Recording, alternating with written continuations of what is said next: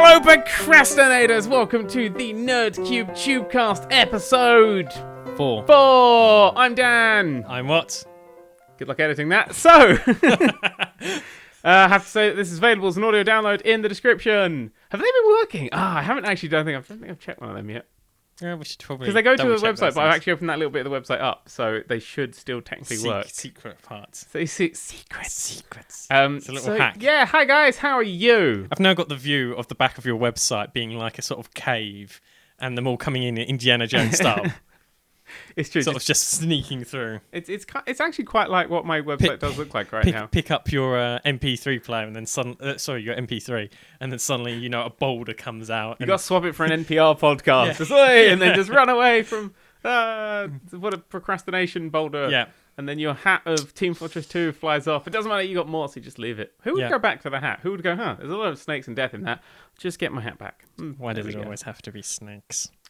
Well, because snakes are kind of something you can have around the place and not freak everybody out. Because snakes are okay. I'm quite okay with snakes. I mean, if there was one in this room now, I'd be like, snake. But if it was say, a spider or like, say, a dog with like rabies, I'd be freaked out. I mean, I agree. I prefer snakes to the other options, but I still wouldn't really want one. All the other options. Nobody wants, and let's not talk about the elephant in the room.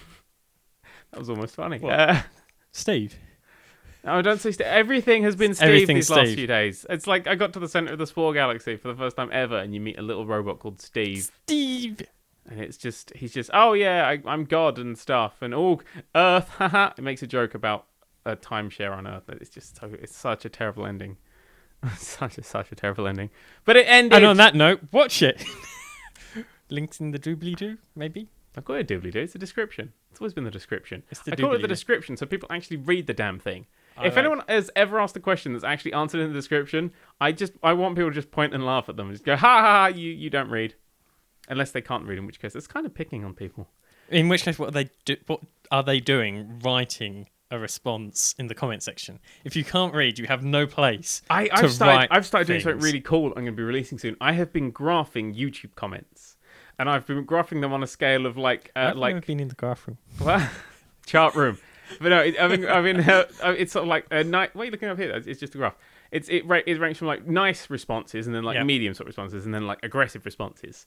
And I've been like graphing whether I've been putting dots on it and then graphing across. It's always a negative trend. It always plummets to aggressive. Every YouTube comment section starts up here and then exponential straight down every time. With starting with the comment first and ending with Hitler. I've also done things because I'm actually going to be releasing this as a blog soon. I've actually been doing quite a lot of work into this. I forgot to tell you about this aside from TubeCast. So yeah, this is the first time I've heard of it. It is quite cool. It's quite a cool idea. This is what Dan does. But if I do like say, hey everybody, let's do this, like because I said, hey, compliment people and do stuff like that, then I can keep it happier for longer. But if I put just any comment, just a quote or something, it stays happier for longer. But if I let someone put first, straight to aggressive, it's really, and it always ends down there. And I've also put a little red X on when Hitler is first mentioned, and he is in every single graph. He is now. We all know about it. You do know the first few comments after they've got to. I don't know, I guess we're 2-3 minutes in. After about 3 minutes, you'll have 3 minutes of people saying first, oh, I love this, thumbs up, and then it'll be Hitler. Yeah. Well, it's not. Two things that set people off. If you've already typed in Hitler, I know what you were doing. I've already got there ahead of you. If people use a grammatical mistake is the big one that kicks off arguments, because if you pick on a grammatical mistake, then... What the hell's grammar? Well, I've always said, right, if I write your as in Y-O-U-R, if I write your, Y-O-U-R, and I mean Y-O-U, R-E, so you are, then, if you know what I said, you can't pick on it because the language still worked. The point of language is to put a meaning across. It doesn't matter if I've done it wrong if you've actually understood what I meant with it. Yeah, I mean, if you think about it, really, what we're doing is we're evolving the language. Yep, we always do. What you think of as, murdering the language is in fact evolving. Yeah, that is technical. So I like text speak. That is exactly right. I'm one of those few people who go, no, text speak is great. It's murdering people. Murdering people is evolving things. Murdering people is slightly more wrong than murdering the English language. Yeah, but in this particular case, it's like, do you know how many words Shakespeare made up? Call him an English genius. They'll call me an English genius one day, I'm sure. I hate Shakespeare with all my passion at heart. I do, because he did nothing but make up words and then go, look how clever I am. You needed a one-syllable word that rhymed with so-and-so. You can't find one. I'll make it up. It's Asp, like, it's that like, will work. If he was a modern day rapper, he would be the worst. He would. Like, hanging with my homies and my bromies in our houseies, looking after the mousies. That's a real one. And he just makes stuff up. And then like stuff like, oh, I've got a nice shablamblo, which actually means nice Ford Escort from about the 1920s. Yeah. 1920s, 1992 is what I meant to say. Oh, so many numbers. Numbers are confusing. But yeah, you just making How up should words I is compare cheating. thee to a shablamlo? And a graph, actually. Well, you actually, yeah. Folding seats, yes, you've got both. Yeah. Compare these to a Ford Escort. Well, you do have a lot of space in the rear. Interesting fact about Shakespeare. Did you know how much after Shakespeare died, and obviously his work, incidentally, much worse copyright laws back then, went out of copyright immediately after you died. They did a whole load of fan fiction versions where they'd just take the characters and mix them all together, and Romeo and Juliet with a happy ending. In fact, Shakespeare has spent a longer period of history being performed not with the original text than with the original text. It wasn't until after the Victorians that we actually started using the proper text. Texts are rubbish. It's like everyone goes, Romeo and Juliet is the best love story ever. It's between a 12-year-old and a 14-year-old who fall in love and die in the course of 3 days. Yeah. The best bit about it is there's actually it came from a poem. It's actually an old story. Mm-hmm. But basically what Shakespeare added was all of the bad bits. It's like before, I think they were sort of 16, and Romeo was 16 and Juliet was 15. And then Shakespeare said, no, you know what we need? More paedophilia. Let's make Juliet 12. Yeah. And then the original book took place over about 6 months or so. Yeah. So they fell in love over 6 months. Then Shakespeare came along and said, nope, 3 days. Which I kind of understand, as in if you read, for example, Scott Pilgrim, the books take place over a whole year. Yep. And if you then watch the movie, it happens like over a week. So I can understand the idea. Take place over quite a long time. It's just they never specify the time. Because they do claim that she changes her hair every week or so. So it's only a few weeks. Well, she's changed it lots of times in between. You don't see. I think when it's she's off with pretty Gideon. clearly Quite a big gap when she's off with Gideon, by the way. They just sort of skip over. I think there's a little bit of time, the film but I don't think that's that's huge. That film is still fantastic. My point is that for the sake of a play, I can understand the speeding it up, but it does take away the romance, and I think he kind of destroyed it for that matter. I love you too. That is it in a nutshell. Also, Rosaline, it's just... he spends all of his time going, oh, isn't this a wonderful girl? And then going, I'd love it if someone's not writing a Shakespeare essay and is procrastinating by listening to us, and then we talk about this. I so hope that's happening out there. But isn't it like holidays or something? He spends forever going, oh, yes, I really love this girl.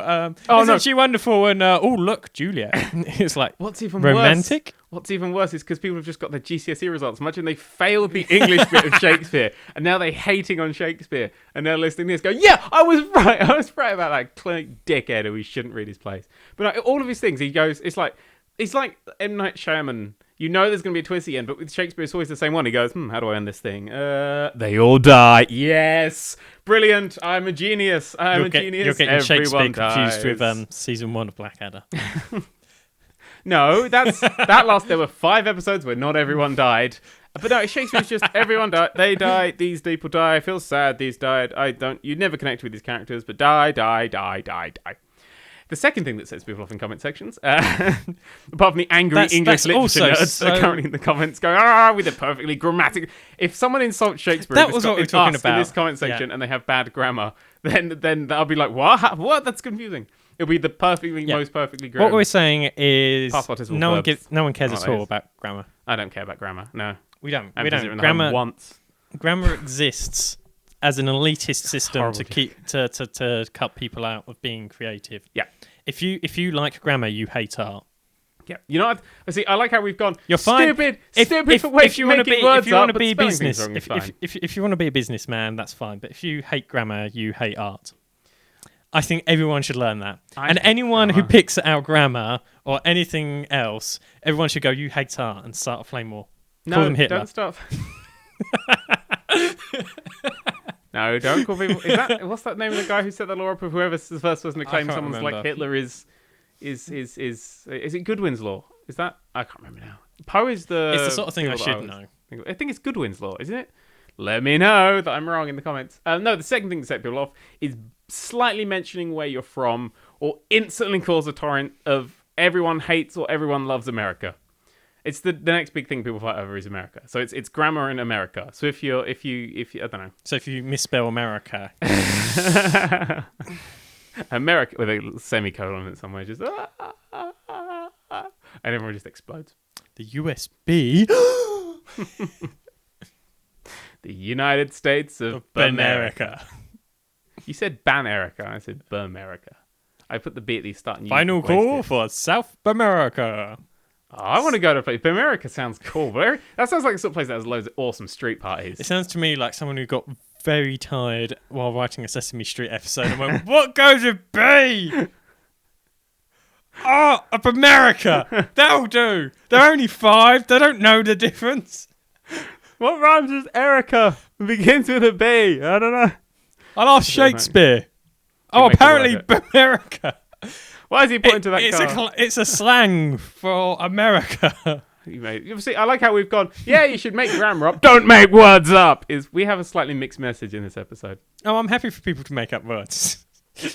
Just not be classified as the greatest person ever when like 2/3 of the words you say are made up. The thing is that I'm fine with people making up words so long as A, everyone knows what you mean, and it's got to be clear from your usage of the word what it is. And I regularly have I use a word and someone goes, that's not a real word. And you go, is it a collection of letters which conveyed a meaning that everyone here understood?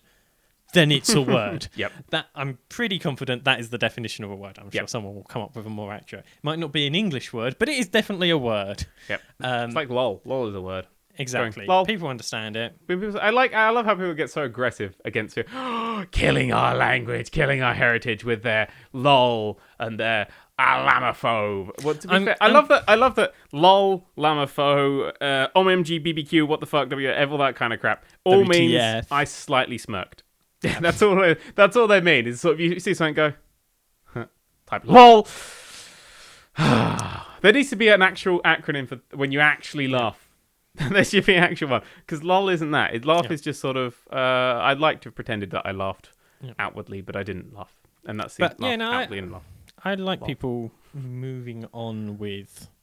And language. Speaking of moving on, let's change the topic because I'm bored. Okay.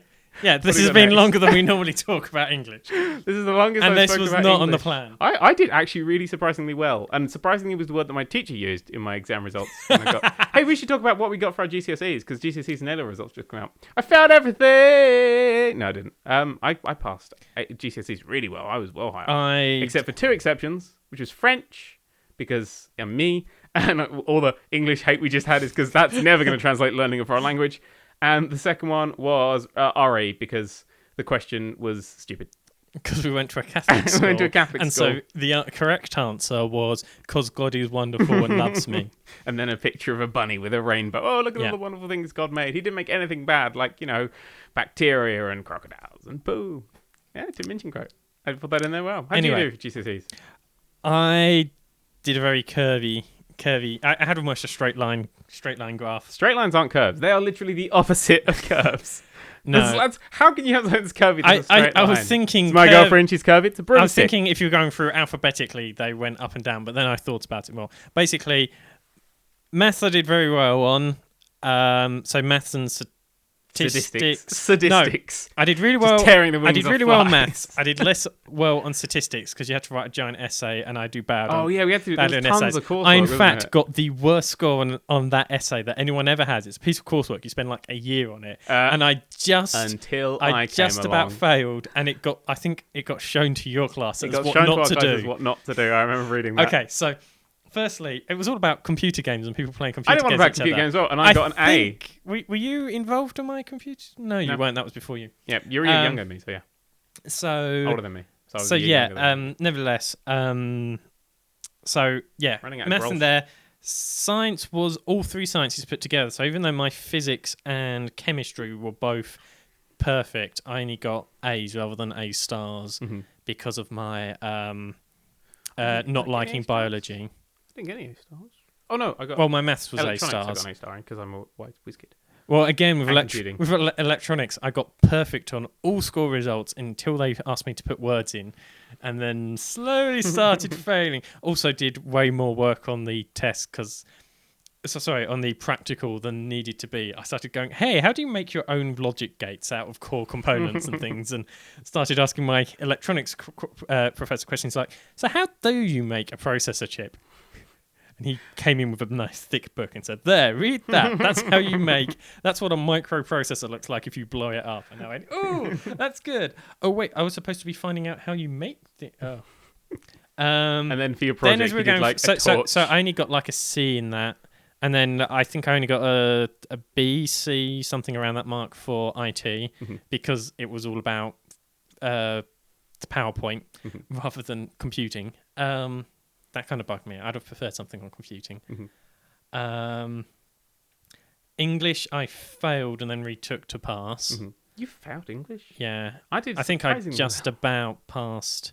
Well, like I said, it was that sort of straight line. But because I'm dyslexic, basically anything where you have to write in it, automatically I almost fail. Lots of science, technical. Oh, and I dropped graphic design, which we will save for another time because I think digging into graphics design is a whole There's nothing digging into graphics design. It's digging wonderful into the teacher of graphics design. One of the only teachers I actually genuinely remember because I tend to remember hate more than any other emotion. Just everything you're doing is logical. No, we had to design we had to build like a remote control car, not remote control, just like a vehicle that would go by itself over a certain distance. And there was I made a solar panel one. I got some solar panels and made like the colour of the solar panels. You got little bits of wood, But the guy went, so what if it rains? And I had a little box marked in case it rained or it's cloudy or whatever. And I took that with me because we had to do a test on the field. We put down a bit of wood. We had to see how far it would go. And so this wasn't for a test. It was just during electronics. And so it was really bad during day. And he went, we can do that. I got him a little thing. And it was just a little stick that I put at the back with an arrow with a torch. I just rubber banded to the top and just went, boom, there, take that. It'll go forever.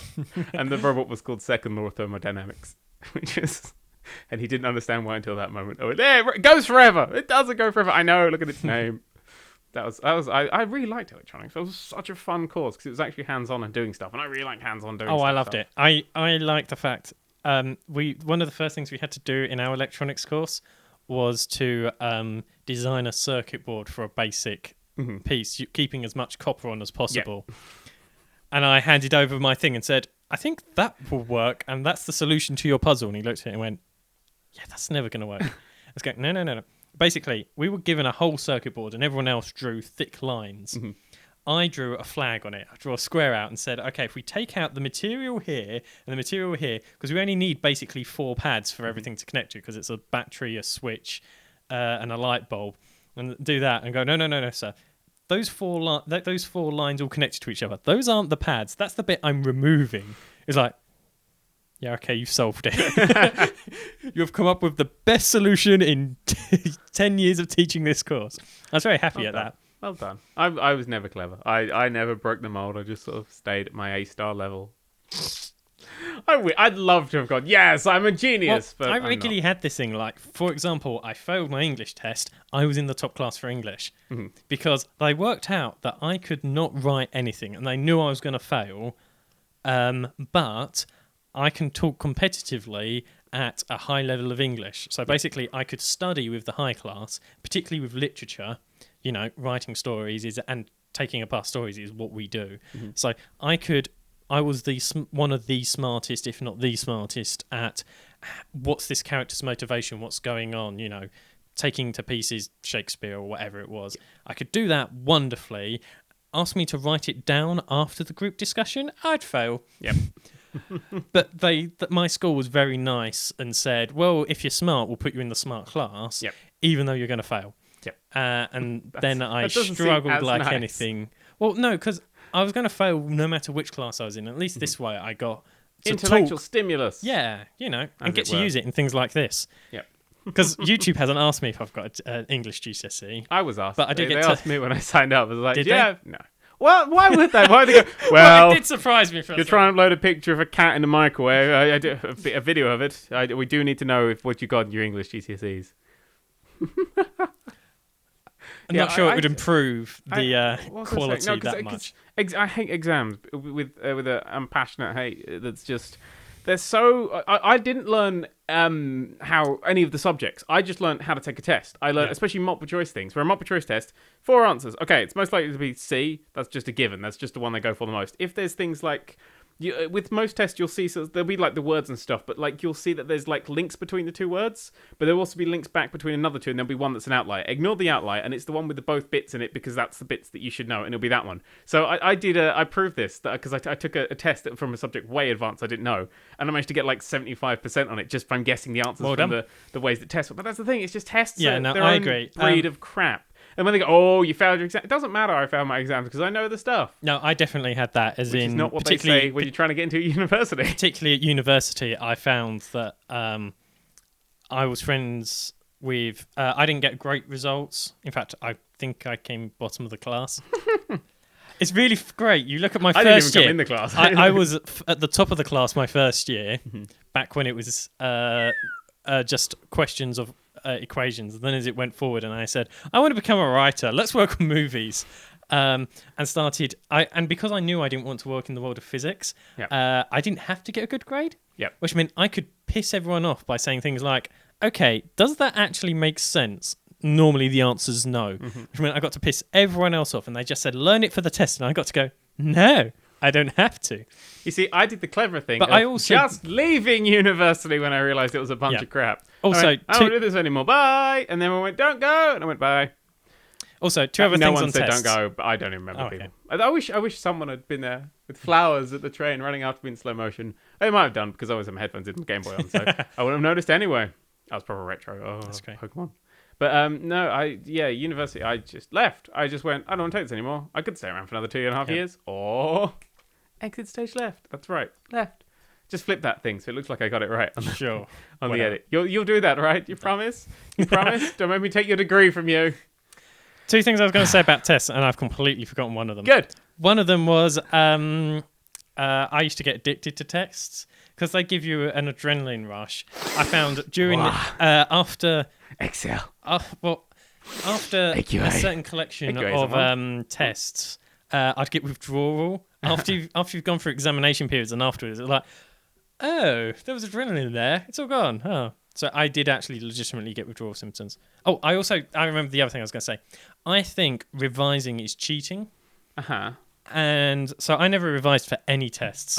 I know some of you are there going, not bottom of your class in the 3rd year. It shows. But no, seriously.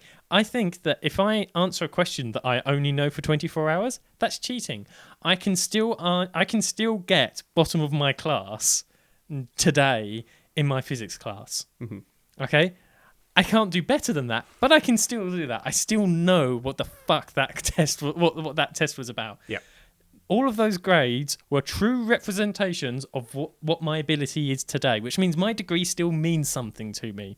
It means I'm a bottom of the park physicist because I disagree with them lots. I'm an outside of the park waving into the park physicist. However, many of the people who just learn it so that they can answer the question don't have a clue how to answer the rest. That's what I learned. I still passed exams. I don't know what they do because you just go to the main thing. And go right. Let's look at because the trick is if you're taking exams soon, the trick is find the syllabus, read the syllabus. Right, you've got like a 900-page textbook just do old and the past 2-page syllabus.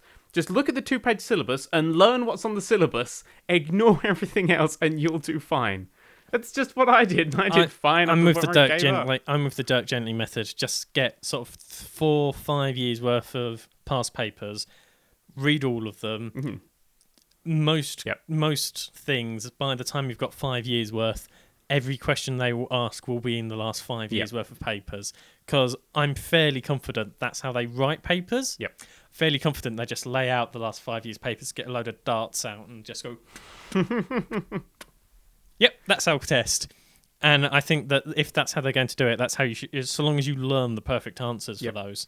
And look at the syllabus. They're the 2 things you need. Yeah, syllabus is optional. Well, once you've done those, you don't really need to go to the class. Just know the basics of those 2 things, and you'll be fine. So saying that, I failed my A-levels. Well, this is why I turned up to every class, so I know everything. I failed my A-levels so hard. Don't... I got lots of B's. I got a teacher who ran away, but that's a story I'm not allowed to tell. I had teachers who ran away. What? I don't know if I'm allowed to tell that, though. I think they got ill.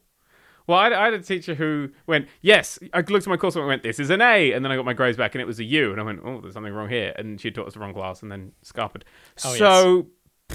That was the thing. I failed physics because of stuff, and then, but no, I did the next year. The next year I went and did a foundation at university, which was like a year of the A level again. And my physics degree was, my and that's physics when my course was really low. Oh, my physics course was really weird because we had a physics teacher who was my form tutor, which I was really happy about because I liked physics.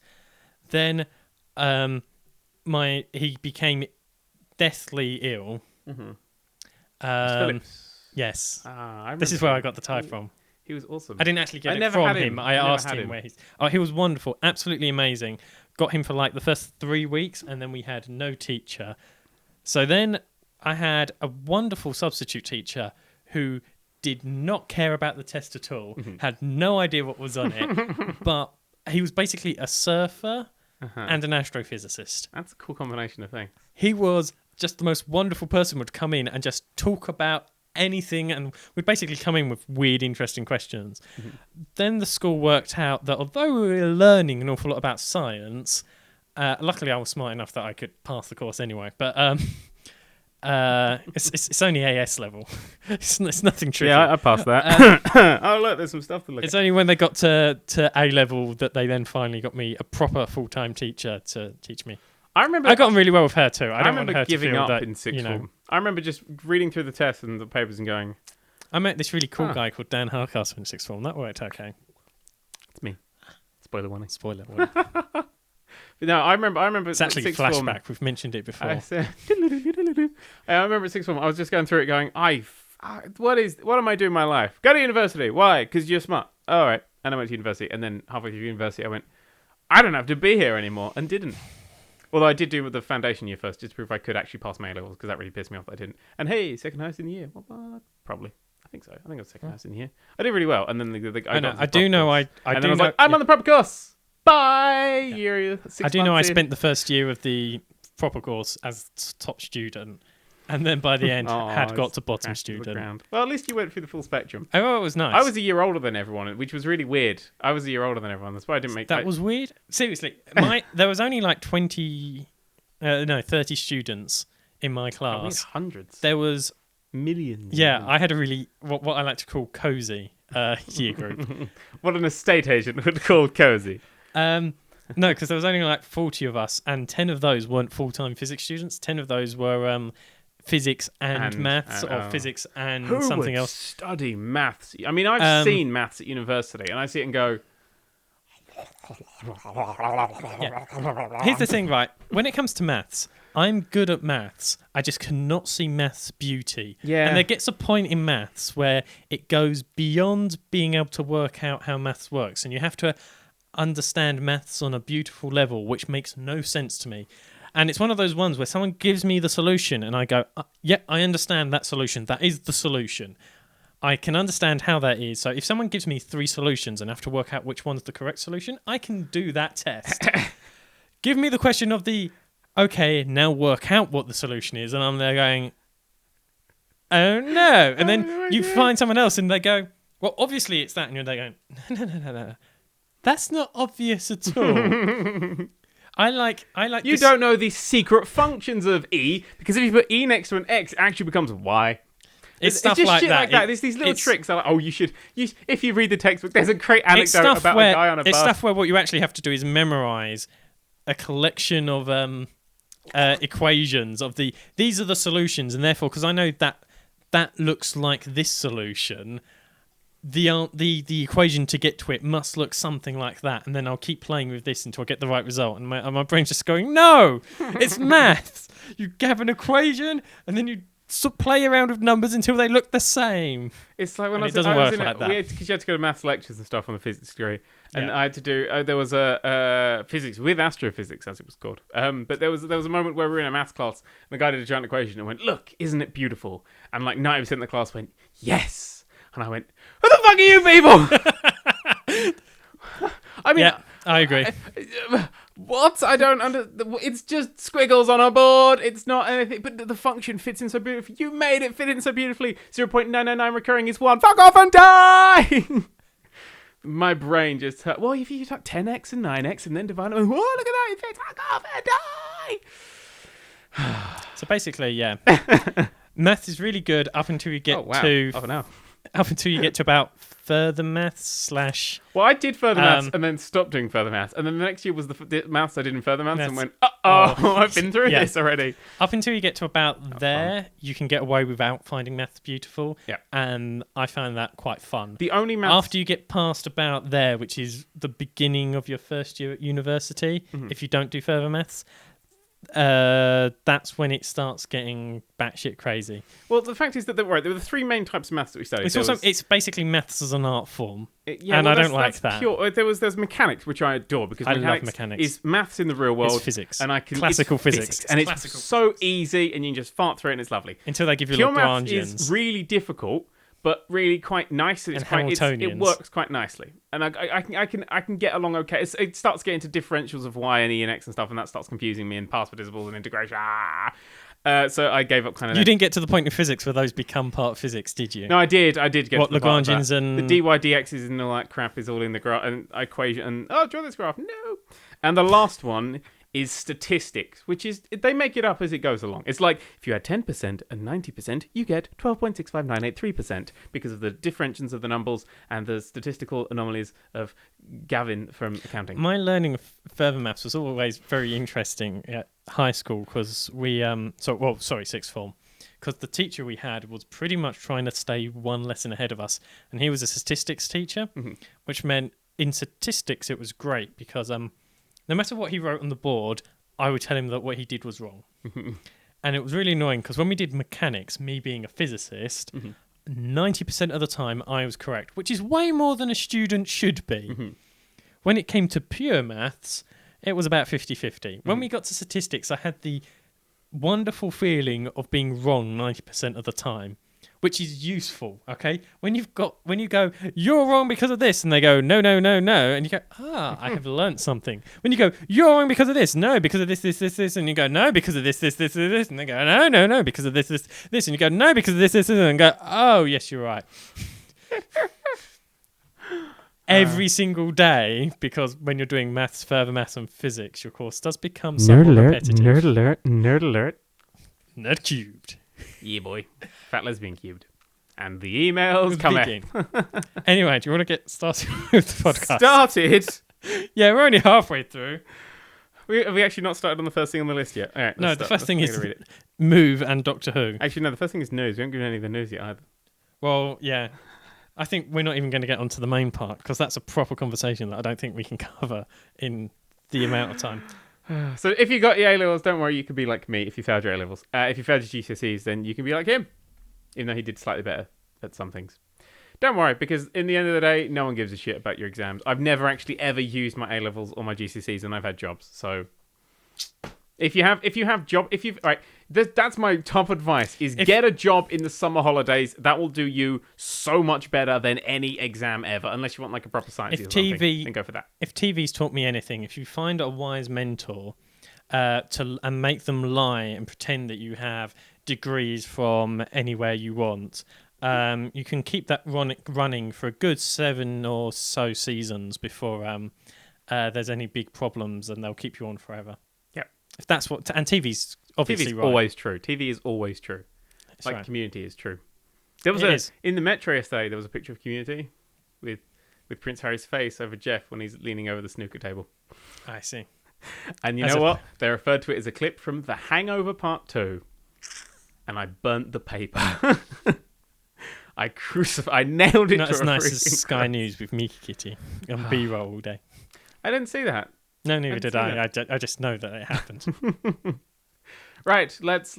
Anyway, we are moving next week, and there is Doctor Who. So we're gonna miss moving to watch Doctor Who. The point is Danny's particularly move, this. Are we going with Danny's move? I don't know. It's either gonna be what and Danny's move or Danny's move. Danny's move. Danny's move fits more with Danny's move. What and Danny's move is more accurate. So it's up to you. You can pick if you want your name to be in or not. Oh, we can go with Danny's move. #Danny's move. Okay. we still haven't quite worked out how we're going to cover filming The the move. Yep. There may be some filming, there may not be. There may be trouble. Anything like that will be on this channel. Yep. We have no idea what additional footage is going up. Yep. The proper footage, like the next podcast, TubeCast, will probably be recorded later. Yeah, we'll probably get it done on the Sunday. We'll probably get it done on the Sunday, so we can watch. Well. We haven't quite worked out how we're going to do this because basically we normally film on the Friday, air on the Sunday. Yep, that's 2 days. Problem is Doctor Who airs on the Saturday, and we're going to want to talk about Doctor Who. And it's going to be really annoying if on Friday we're talking about last week's Doctor Who. Yep. And for all of you, it will air the day afterwards. And so we're talking about a Doctor Who that happened an episode ago. It will just confuse you every week. Me already. I don't know what the fuck you're on about. So I think we might have to come up with some way of, doing it. It's getting a much faster turnaround, or we'll work it out as we go along. Anyway, the comment is we might be. Oh, sorry. You can pretty much count on us being late. Probably a day, maybe 2. Yep, there'll be gaps in the video on the gaming channel. There'll be gaps where videos don't come out, and it's slowing down. It's slowing down just for the next 2 weeks or so. Just for a small bit while we move. We're moving out from like parents' house to like actual first house, so it's a proper. It's 23 years of cleanup. I'm going through. I found like original Toy Story toys, and they're going, "I will never these," and you push his leg and he kicks. And I was like, "Fuck it, in the keep box."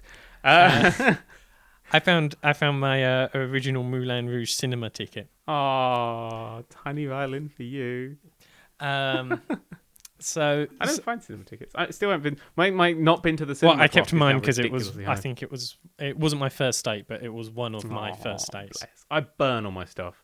I break up with people and I burn it, and I laugh, and then I get the ashes and rub them on me. I'm free.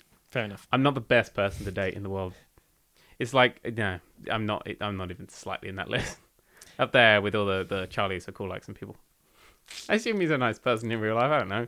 You wouldn't really put out a video going, mug some people today, would you? He is only dating someone who is living in America most of their life. Well, yeah, but you do. It's also you have to date YouTube. YouTubers have to not. They can't outbreed. You can't go outside with think YouTubers. You can. We all have to become inbred. No, because the fact is that if I started dating someone else, I wouldn't be dating them. I think there are areas where you can. I think there are problems in some ways, but I think there's. I mean, I definitely think we could go out with, a stand-up or something. Well, no, that's someone who would understand. No, it wouldn't, because a performer. If I dated someone, they would have to know that they are the mistress and YouTube is the wife. That's how it rolls. YouTube is just all-encompassing. But no, I don't know. Have you seen how often Charlie So Cool updates? Yeah, well, he's not. YouTube is definitely his bitch. I like updating every day. 7 days. I love how people are like, no, you haven't released a video. I work 7 days a week. Do you? No, shut up. Sorry. I got some really irritating people on my cases last week, and there were lots of. I posted that video, my super sweet 16, of the girl who gets the car and is really pissed off because she got it at the wrong time in her party, and I was like, "You're like that. That's what you're like." Yeah, so it's true. New Doctor Who. I'm single, ladies, but not available. I'm married to YouTube. Oh, it's true though. It's complicated between me and YouTube. Yeah, me and you. Take that as you wish. Yeah, well, it's not complicated. Yeah, you and YouTube me and YouTube are married. We hate each other. We just we don't talk anymore. But I need her in my life, man. I need her in my life. And Google's the overbearing father who made her into a stripper. It doesn't matter. Anyway, someone draw that and put a link in it. Don't draw that. Never draw that ever. It's already on the internet. As soon as I've said it now, it exists. They're selling it as t-shirts. We should. Doctor Who. Talk Doctor Who. Doctor Who. New Doctor Who starting. Also, in case you don't know, I know in England, I don't know about America, but in England we've got a 5-part mini-series airing in the lead-up. Pond Life. Which I think looks really fun. The lead-up is only now a week, so are they doing one a day or what? Yeah, one a day for 5 days. Ah, cool. But I think that's a really good idea. I think as a web series it works really well. Normally these have always gone on the DVDs. They've always been great. There's always been no point in them being separate because everyone watches them back to back. Yeah. And it was my favourite part of both DVD box sets was the extra bits. In fact, my favourite bits of season 6 in total. I still haven't seen the series 6 Oh, the season 6 ones. I didn't buy the series 6 box set they're yet. wonderful. There's even callbacks to them. No spoilers. I'll eventually watch them. But no, I think BBC America is doing the Pond Life thing on their YouTube channel as well, but I don't know. Well, hopefully. Yeah. Oh, because it airs on September the 1st as well, so they're both airing on the same day. I hope so. And I know how it ends. But that's worth looking. That's worth watching. And I think it runs straight into the first episode. Yeah. I didn't really like the warm-ups last time because it was always, let's add a bit more mystery into things. And you're like, I understand what you're trying to do. To be perfectly honest, the warm-up for the Christmas special was better than the Christmas special. I don't remember the warm-up for the Christmas special. When he's holding the button, he's got to hold the button down. Yes. He calls up Amy and she's not there. That was the best. Let's go and explode. No, right. And then the Christmas special was a bland, written in 6 seconds. You're right. That was so much better than literally Moffat's worst episode ever. And I'm there going, oh, so this is because I'm like, Doctor Who is my life. I mean, I actually own David Tennant's long coat. I literally killed him for it. I didn't kill him for it, but Doctor Who is my life. He says, wearing Doctor Who t-shirts. Yeah, see, look, I've got a Doctor Who / Scott Pilgrim t-shirt on. This was also a QWERTY one. I don't know, but no, So the Doctor Who coming back from the first time in years. Thank you for anticipating that question. You just saved me pages of comments scrolling through. But yeah, first Doctor Who coming back properly for the first time in like months. Probably actually, it's more than a whole year now because we already would have finished the last series at this point last year, and there was the Christmas special. I'm ignoring because it was poop. Ignoring the Christmas special. It's been over a year. It's been over a year. So it's been a long time since the Doctor's been in. So the Doctor's coming back. Also, the Shakespeare. Shakespeare. I got with the Who. A Doctor Who is my favourite TV show of all time. One of us has been going through watching frame by frame going, look at that picture in the background. I found that Amy left the gas on pond. and I called you at 4 a.m. going, holy shit, I found it, dude, I found the thing. Amy left the gas on in the first episode of Series 5 of Doctor Who. Little Amelia did, and I think that's going to split For the Amy record, and Amelia we have into no evidence of this other than the fact that there's a picture. The gas is on. It's not straight up. It's to the side, and there's a slight hissing noise, but it's definitely to the side. The hissing noise. This is what I have to put up with. I'm such a giant Doctor Who nerd. It's untrue, but I think Moffat would pull it off. I don't know. Anyway, so the first episode, Asylum of the Daleks, 7:20 on BBC One. We're not getting paid for this advertising. I just want everyone to watch it because it's the greatest television show ever. You also probably will not. The next podcast will be 50% Doctor Who, 50% us moving. Yeah. So it's going to be, And we might lose the 50% about us moving because that's what we care about. It's true though. It's sort of. Doctor Who gets me so excited. He's got a new title sequence, and it's going to be a different logo for every episode, and there's no two-parters, and Chris Digital's writing to the episodes. Oh. Damn it. So close. But no, two of this on this half are written by Chris Chibnall, which is kind of sad. Also, the really sad thing is there is no Doctor Who Confidential in a year where we get a new companion and the 50th special. Doctor Who Confidential. I know, so did I. Doctor Who, but they said it's a show about a show, and that's just silly for wasting money and stuff like. There's me going, shut up! More Doctor Who. It's literally free your most money. Popular show. It's literally your most popular show. Doctor Who Confidential is literally the best reality TV program in the world. Yeah, it's true. It's just free. It's just I love Doctor Who. They're making it anyway. This is the 50th anniversary special. I mean, this is the year when you read it. And Moffat has confirmed now there will be an episode on the 23rd November next year that is going to be the 50th special anniversary. So there will be an episode on the 50th anniversary date. He's confirmed it. We don't know what it is yet. Also today he's confirming what the three, because last year Sherlock. Last year it was the Woman, the Hound, and the Fall, and he's going to confirm what the 3 themes are for the next 3 episodes of Sherlock. And that's actually happening. It's already happened. The information is now out there. We don't know what it is. Where's your phone? Yeah, like you can operate that. I can operate this shit. Fuck you. How'd you turn it on? What majesty is this? 16 minutes. 16 minutes? Yeah, we're not getting through any of that. How do I make it go? I want to Google this. Okay, cool. Does that stop the clock? No. Okay. No. Find it. We need to know this information. I want to squeal live. Or not live. This is a really professional TubeCast. Just to let you know. What else did you write down on your list of things you have to talk about? Oh, there really is nothing. Kickstarter stuff. We should actually do that quick. While we still remember. Well, before I squeal about all this. There's 3 Kickstarters. I know 2. I know. Well, I'm. There you go. There's the internet. Okay, there's the internet. All right, cool. You talk about your Kickstarters first. And I will get on this. This is Kickstarters. Go! Why is it not going? All 3 of our Kickstarters are all doing... 3? 2. We've got 2. Yeah. Planetary Annihilation. Which is doing very well, but we'd like to do more. I'm quoted on the Planetary Annihilation. You, Notch, and other people who won't be mentioned. They've confirmed dual screen support as well this morning, or a little while ago. That made me happy. That's all looking very good. Have you seen the stretch goals? They've put stretch goals out now. Yes, I've seen them, and I want more. Water planets, gas planets, but only if lots of people put money into it. So get people to put money in it. Doing about as well because they're both at 80%. The ones that we like. Mercenary Kings sounds about right. Mercenary Kings. Pardon? Rat, Wedding, and Bow. Ooh. Honestly, don't care. I'm not reading this on The Guardian. Nevertheless, where were we talking about? Yes, Mercenary Kings. It's a first-person shooter, cool thing. Annihilation Nation is cool RTS. If you like RTSs, put money on that. If you like first-person shooters, Metal Slug type things, go there. And then third one, not necessarily something that I'm particularly fussed about, but I felt that you would like to know. Broken Sword is doing their new game on Kickstarter. I like adventure games. I've never got round to... I've always meant to get round to Broken Sword, but never have. So I may have to do that at some point. Are you a Broken Sword fan? Sorry, I've been in Sherlock. I'm just going, oh! It's based on the Adventures of the Empty House, which is when Sherlock comes back from the dead, which is pretty obvious. Yeah. But that's what it's going to be about. So that's Rat. I don't know what Wedding and Bow are, though. Maybe it's just an episode set in Probably by Bow. That'd be good. Maybe. Or maybe it's Bow, and it's about bowing down to Moriarty, who's come back. I hope he doesn't come back. God, I don't want Moriarty to come back. I adored him. I think it was the greatest villain we've had in absolutely a millennia. But make that go back. But I don't want him to come back. His death was spectacular and beautiful and brilliant. What were we talking about Kickstarter? I hope you did all that. I wasn't even making things. I did the main I've knocked two. the cables off. That's fine. I was just saying, there's a new Kickstarter for Broken Sword. What's your views on Broken Sword? The point and clicky things. Yeah. I didn't really like them ever.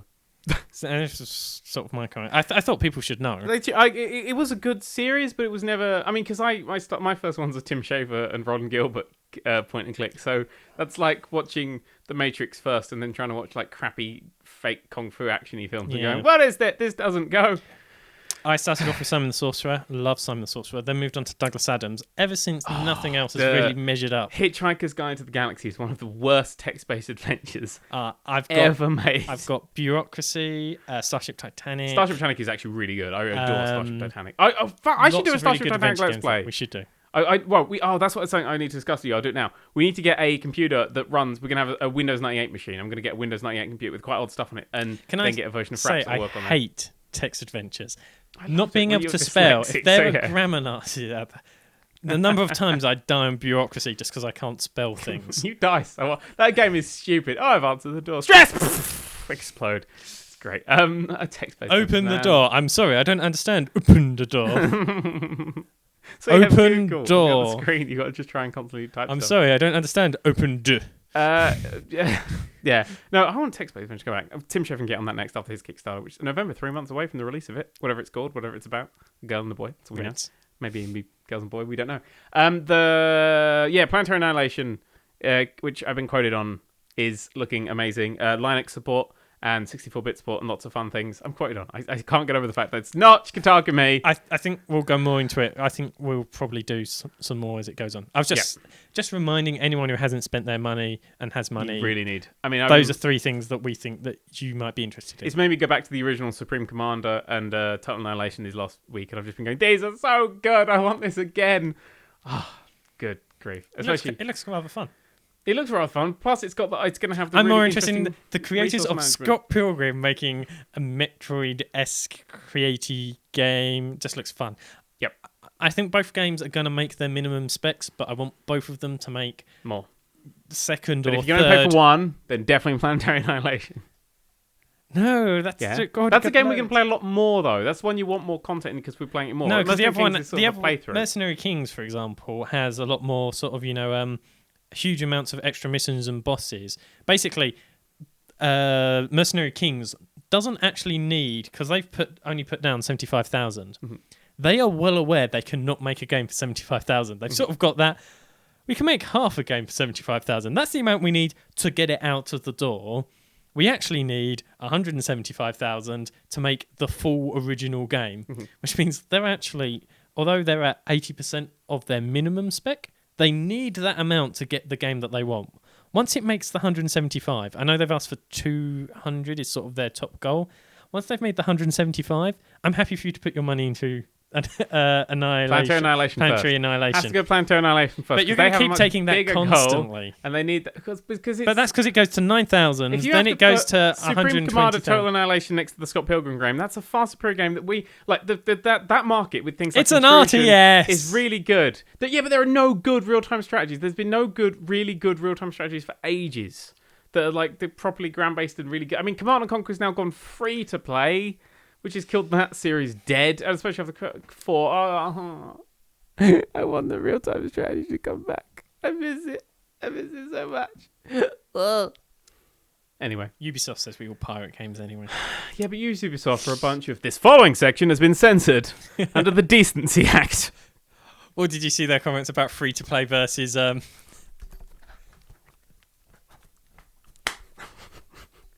And that is what I think of the president of Ubisoft. Yeah, we might have to edit some of that out. I don't know, if it's quiet, then that's why. So the... That really hurt me off. I always get injured. That's all going to work so well on the audio part. Well, it's a TubeCast. It's primarily for the video. Primarily for the video. Yes, so... 95% piracy rate. I mean... Do you know why we 95% pirate it? Because to play your games, we have to pirate the damn things. I do personally own a pirated copy of pretty much... Well, no, I'm going to say this because I've bought the damn things legally. And I've had to pirate it so it actually works. Yeah, don't say that. Well, no, you see, get sued. No, you see, I'm not going to get sued because you should buy the games, and when they don't work, I can... Because I've bought something, right? This is the whole license thing. We need to talk about this. This is an important thing. So we need to look at this. Licensing, because they also you own the license, you don't actually own the thing. If I've paid money to download a game, yeah, and I've got the game on my system, and it doesn't work, but I can do something that makes it work, that doesn't actually harm the company in any way because I've already given them the money for it, why is that even vaguely considered a crime and something you shouldn't talk about? Because you shouldn't, because it's doing it I don't wrong. go pirate all the games. I give money because the companies deserve the fucking money. If they made a good game, they deserve the money. It's like if I paid gym membership to be part of a gym and then they're closed at nights and that's when I'm free. It doesn't give me the legal right to break into the gym at night, even if I'm just using the gym at night. I'm working during the day. I can't use it during its open hours. No, it's not that. That's because that's your fault because you've got the time. You've gone. Well, that's your fault for wanting to play a Ubisoft game on a PC. This is like, because you bought something and they go, actually, you can't play that because our servers aren't working and things like this. Exactly. That's what it's your fault. It's your fault because you want to play a Ubisoft game and want it just to work without stupid DRM. That's your fault for wanting stupid, outdated system. You are the one who is stupid enough to think that just because you've bought a game, it should work. Without them assuming that you're a criminal. Just because you're stupid enough to think that. You are the Ubisoft if you haven't come to life. Just because you're stupid enough to actually want the things you paid money for. God damn you crazy. And the lesson here is don't pay for Ubisoft games on PCs. No, you should, because Rayman Origins is DRM free and it's their best selling game of all time. So I own that one. Yeah, you see? On PC as well. Where it's better. But in general, if you just buy things on consoles, that's better. Because if you don't buy things on consoles, you might find that for some reason they don't work on your PC, and then you make videos about them not working, and go, oh, look, it doesn't work. And then everyone might point out to you that you're the only one. Not the only one. Found 4 other people that are doing it. In the world. Well, no, lots of people have the bug, right? They that didn't work. I've just screwed up my timer. Really? So I have no idea how much longer we got. I think it's like 10 minutes or so. Well done. Well, they patched that. What did you do? You're a complete and total tit. You are Ubisoft DRM. Oh, you think you're allowed a timer that you spent money on? Well, no, you're not allowed to use this timer anymore. We're going to reset this. You're not allowed the list. The list is gone. The list is a dot to you. Yeah, fine, okay. What do you want to talk about then for 10 minutes? Stupid licensing things. It's just this whole piracy thing, right? People who pirate, if you just pirate games outright because you think you owe the game, my game, I owe, whatever, you haven't paid money for it, you go, oh, it's got bad DRM, I'll just pirate it outright to send a message. You're an arsehole. That's simple. You're stealing shit from people that spend a lot of money making the game. If a game has got bad DRM, don't buy it. If in my case it's cheap on a Steam sale and you don't notice it had bad DRM and then you can't play it. What is it with Hawks? You can't start, there is no new game function. Even when you finish the game, which I went through to prove this damn thing, there's no go back to the game, and it's a terrible, terrible game anyway. Don't buy Hawks 2. It is just sort of I hate DRM. But if you've That's bought, perfectly valid. if you've bought a game that you've paid your money for, and because of DRM or restrictions or stupidity on their part, it doesn't work, then pirate the damn thing. Pirate the damn thing all you want. Because you've paid money for it. Don't give it to your friends. Don't do any of that shit. But if you're using it for personal, you're allowed to make back. Right, this is how the law states. You're allowed to make backups of your own game. Nerd³ accepts no responsibility for any legal advice you may take That's from true. Dan. That's true. There's not legal. I'm not arguing. I'm arguing the ethics of this. Is that if you're allowed to make a copy of your own game. That's law. You're allowed to make your own copies of your game. If I you don't know download that is law. That is law because it works with music. It works with all digital products. You're allowed to make copies of your own stuff. Okay. For your own personal Find me use. the law.